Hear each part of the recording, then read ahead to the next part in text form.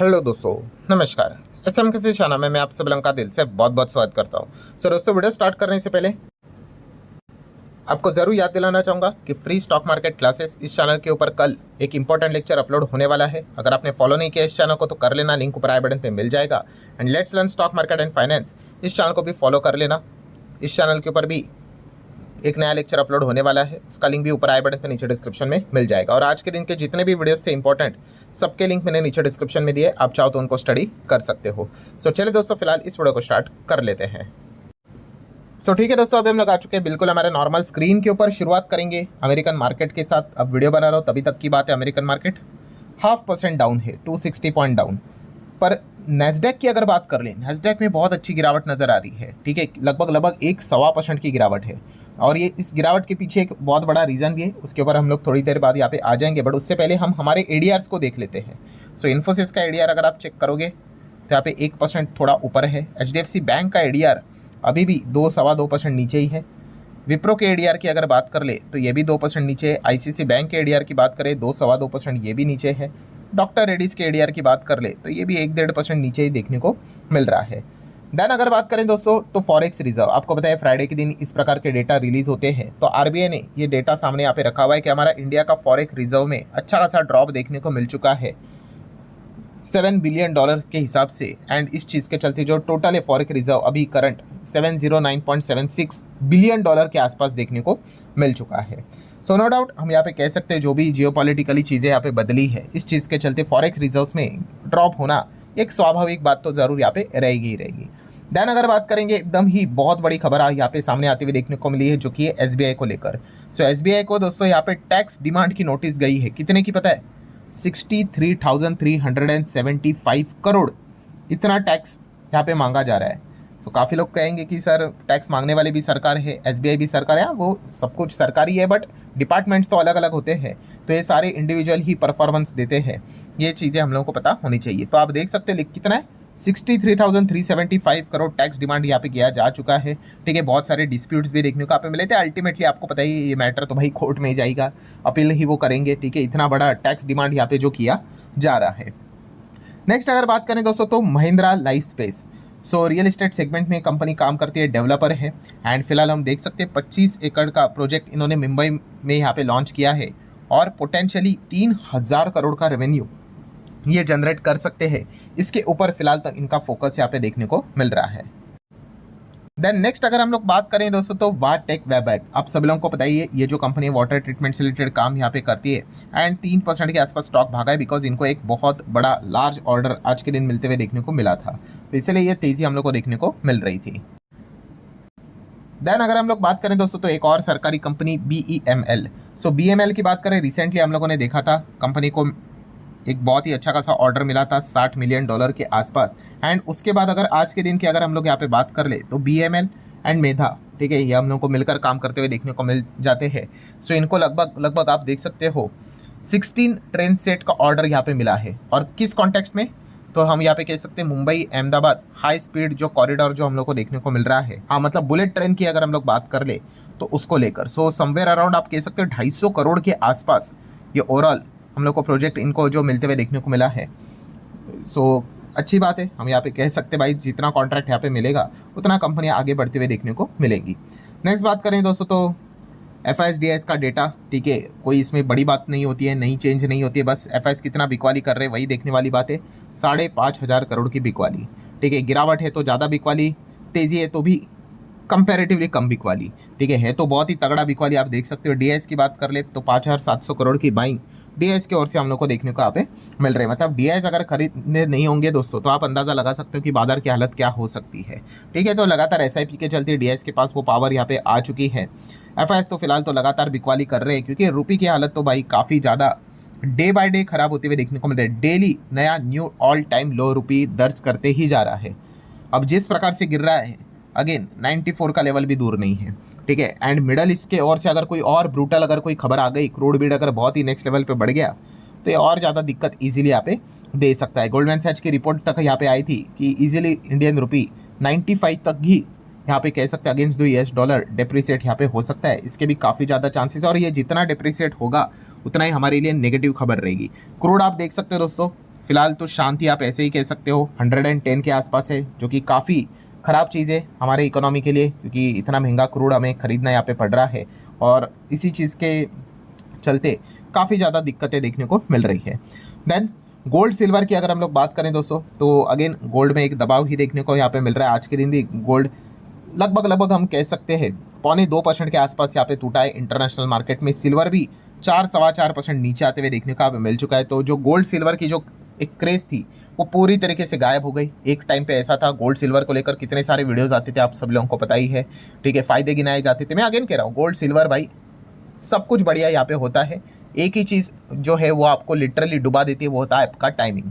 कोई भी चीज़, अभी मान लो अगर ऐसे ही क्रिप्टो एकदम ज़ोरदार भागने लग जाए तो लोग क्या करेंगे, फिर क्रिप्टो में जाके दुनिया भर का पैसा लगा देंगे, फिर ऊपर से क्रिप्टो नीचे, फिर कहेंगे अरे ये भी ख़राब, फिर बोलेंगे इक्विटी मार्केट भी ख़राब, गोल्ड सिल्वर भी ख़राब, हर चीज़ ख़राब। तो हर चीज़ ख़राब नहीं होती भाई, आपका टाइमिंग ख़राब है। जो ये चीज़ समझ गया, मैं तो बार बार रिपीट करते रहता हूँ भाई, क्योंकि जिसको ये चीज़ समझ में आई वही मार्केट को, मतलब हर एक मार्केट में आप पैसा कमा पाओगे।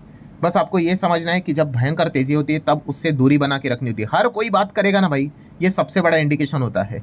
और जब हर कोई बात करेगा कि भाई इधर से भागो, बर्बाद, ख़त्म, ठीक है, आप कमेंट में भी चीज़ें पढ़ सकते हो, तो इंडिकेशन मिलता है क्या भाई सिचुएशन अब थोड़ा बहुत नॉर्मल हो सकती है, ठीक है। तो गोल्ड सिल्वर में भी यही चीज़ें, अगर आप एमसीएक्स के ऊपर भाव देखना चाहते हो, बदलता रहता है, 143 के आसपास है गोल्ड, सिल्वर 2.25 लाख के आसपास हम लोग को देखने को मिल रहा है, बट दबाव ही देखने को मिल रहा है।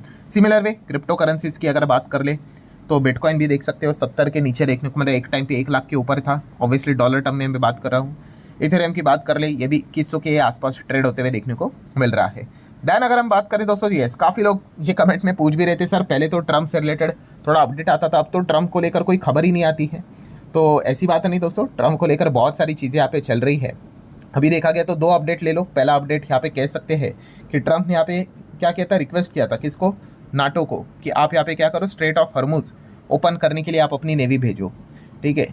तो फिलहाल आपको पता ही है नाटो ने इनकी बात यहाँ पे नहीं सुनी है, तो इसी चीज़ के चलते भाई ट्रम्प उनको अब अनाप शनाप बोल रहे, कवर्ड बोल रहे, डरपोक कह रहे हैं, ठीक है। उन्होंने बताया कि काफ़ी इजीली ये सारी चीज़ें हो सकती थी, बट कोई मदद ही करने नहीं आ रहा है, नाटो का तो कोई यूज़ ही नहीं है करके। बट मैं आपको बताना चाहूँगा दोस्तों, नाटो पार्टिसिपेट नहीं कर रहा है, वही अच्छी बात है। अगर नाटो पार्टिसिपेट किया करेगा तो फिर भाई मतलब वही वर्ल्ड वॉर की दिशा में आप और एक कदम आगे आ जाते हो, ठीक है। नाटो में तो 27 देश है, आपको पता ही है, ठीक है। सो पॉइंट यहाँ पे क्या है, नाटो ने इसमें इस पागलपंती में डायरेक्टली तो एटलीस्ट यहाँ पे इन्वॉल्वमेंट नहीं दिया है खुद का, यही अच्छी बात है। इसलिए क्रूड अभी इस लेवल पे है। अगर नाटो यहाँ पे एक्चुअल में इन्वॉल्व अगर हो जाता है तो ये क्रूड और ज़्यादा आपको स्पाइक करते हुए देखने को मिल जाएगा, क्योंकि जैसे अभी मैंने आपको बताया, फिर ये चीज़ें क्या हो जाती है, यस, वर्ल्ड वॉर 3 के दिशा में आगे बढ़ लेती है।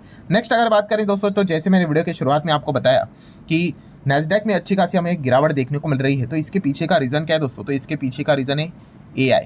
अब AI रीज़न है, मतलब ट्रम्प ने दोस्तों AI के ऊपर एक बहुत बड़ा बॉम्ब यहाँ पे डाल दिया है। मतलब Trump admin unveil the national AI policy framework to limit the state power. ये झगड़ा भाई पहले से ही चल रहा है, ठीक है। अलग अलग स्टेट AI से रिलेटेड अपनी अपनी चीज़ें यहाँ पे कर रहे हैं। तो ट्रम्प का कहना है कि भाई पूरे देश में तो एक ही फ्रेमवर्क प्रॉपरली यहाँ पे होना चाहिए, जिसका पालन किया जाना चाहिए।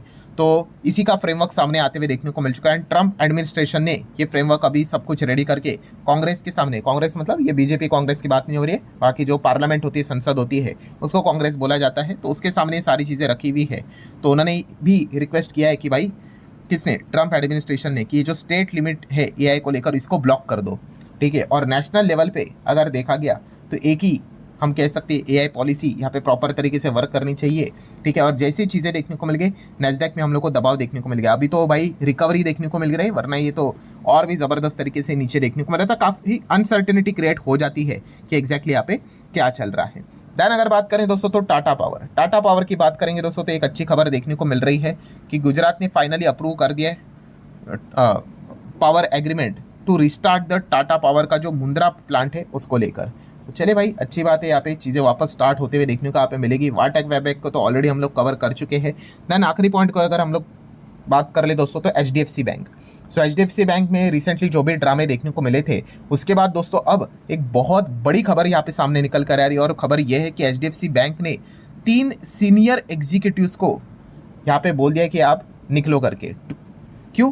क्योंकि मिस सेलिंग कंसर्न के चलते उनको कहा कि मतलब फायर किया, आप ऐसा भी आप कह सकते हो, ठीक है। जैसे कि आपको पता ही है कि अभी जो चेयरमैन थे उन्होंने रिज़ाइन यहाँ पे किया था और उन्होंने ये भी बोला था जो भी चीज़ें यहाँ पे चल रही है मेरे एथिक्स के खिलाफ है। उसके बाद ये चीज़ हम लोग को देखने को यहाँ पे मिल रही है। जैसे कि आप यहाँ पे खबर देख सकते हो दोस्तों कि क्रेडिट स्विस का जो 81 बॉन्ड जो देखने को मिल रहा था वो एनआरआई को यहाँ पे बेचा जा रहा था गलत वे से। मिस सेलिंग आपको पता है दोस्तों बैंक्स में ज़बरदस्त लेवल पे चलता है, ठीक है। और अब टाइमिंग भी देख सकते हो दोस्तों, जैसे यहाँ पे जो चेयरमैन अतानु चक्रवर्ती का रेजिग्नेशन देखने को मिल गया उसके बाद ही ये पॉइंट हम लोग को फिलहाल तो देखने को मिला। मतलब इंटरनल इंक्वायरी तो ज़रूर यहाँ पे लगाई होगी, तो इसी प्रकार की कुछ कंसर्न हम लोग को देखने को मिल रही है। 81 बॉन्ड को लेकर सेम इशू येस बैंक में भी यहाँ पे हुआ था, ठीक है। अलग अलग मिस सेलिंग किया जाता है। येस बैंक में तो क्या मिस सेलिंग की गई थी, जो सीनियर सिटीजन्स थे उनको बताया था कि आपको सुपर एफडी करवाएंगे और पैसा बॉन्ड में लगाया था, फिर वो पैसा डूब गया भाई। 8,000 करोड़ के आसपास वो केस है, वो आज भी चल रहा है और लगातार येस बैंक वो केस हर कोर्ट में हारते आया है। आई गेस अभी वो सुप्रीम कोर्ट में है, सुप्रीम कोर्ट में भी हारने के चांसेस ज़्यादा देखने को यहाँ पे मिल रहे हैं। एनीवेज वो येस बैंक की बात छोड़ दो, यहाँ पे हम HDFC बैंक की बात कर ले तो 3 लोगों को फिलहाल तो यहाँ पे निकाला जा चुका है। मतलब हम कह सकते हैं इसी से रिलेटेड कुछ इश्यूज देखने को मिल रहे होंगे और भी कुछ क्लैरिटी बाद में सामने आ सकती है। देन HDFC बैंक के बोर्ड की अगर बात कर ले तो अगले हफ्ते उनकी मीटिंग है, क्योंकि आपको पता ही है चेयरमैन रिप्लेसमेंट से रिलेटेड हम लोग को मतलब किसी ना किसी को तो लीडरशिप में नियुक्त करना पड़ेगा। अभी जो के मिस्त्री है वो तो 3 महीने के लिए इंटरिम सिचुएशन के लिए मतलब वो पोस्ट को संभाल रहे यहाँ पे। उसके बाद एक फुल टाइम चेयरमैन की अगर बात कर ले तो वो रिप्लेसमेंट अपॉइंटमेंट हम लोग को देखने को मिलने वाला है। सो ठीक है दोस्तों, जितने भी अभी तक के इंपॉर्टेंट खबरें थी सारी यहाँ पे कवर कर ली। वीडियो हेल्पफुल लगा होगा चाहो तो लाइक एंड शेयर कर सकते हो। So that's it, thank you very much दोस्तों। वी विल बी मीटिंग हर एक वीडियो, तब तक के लिए बाय बाय।